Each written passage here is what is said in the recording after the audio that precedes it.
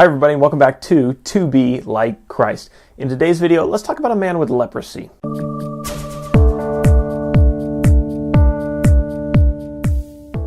So Jesus has just finished the Sermon on the Mount, and in the beginning of chapter 8 of Matthew, he meets a man with leprosy. When he came down from the mountain, great crowds followed him. And behold, a leper came to him and knelt before him, saying, "Lord, if you will, you can make me clean." And Jesus stretched out his hand and touched him, saying, "I will. Be clean." And immediately his leprosy was cleansed. And Jesus said to him, "See that you say nothing to anyone, but go and show yourself to the priests and offer the gift that Moses commanded for a proof to them." In this video, I want to take a look at 3 very quick lessons that we can learn from the leper who talks to Jesus. The first one is this. Here is a man who knew the urgency of his situation.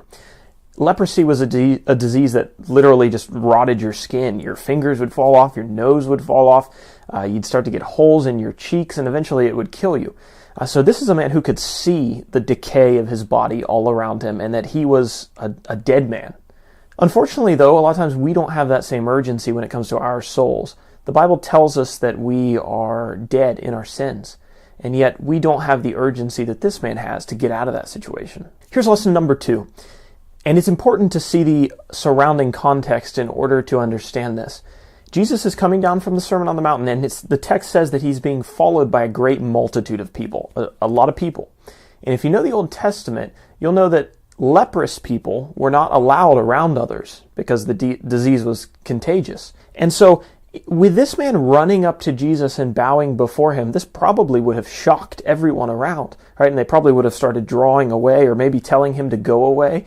But this man comes and he kneels before Jesus to make his request. The timing of his request was not ideal, and it certainly wasn't convenient, but he knew that he had to get this done. A lot of people wait to come to Christ until the time is more convenient. They say, it'd be too difficult right now. Maybe my family dynamics need to change. I know I need Jesus, but there's some roadblocks. Be like this man.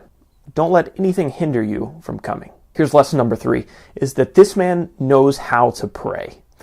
James says in his first chapter of his epistle that if you are going to come and ask God for a request, that you should do so without doubting, because a man who doubts is not to expect anything from the Lord.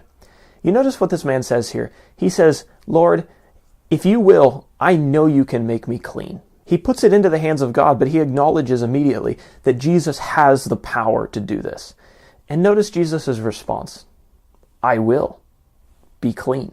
We need to learn to pray this way, with confidence that God is listening to us and hearing our prayers.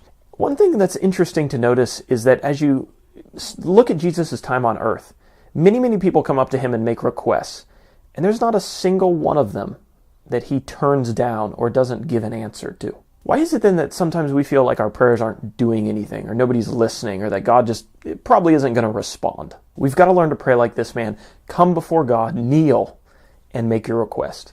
It may be that this man had just heard Jesus' words on the Sermon on the Mount, that Jesus was up there preaching and he was some distance off, and he heard him say, "Ask and it will be given to you, seek and you will find, knock and the door shall be opened unto you. For everyone who asks receives, and the one who seeks finds, and to the one who knocks it will be opened." Thanks everyone for watching the video. If you have not subscribed to the channel, do that down below. Leave a comment, a like, and share this with your friends. See you next time.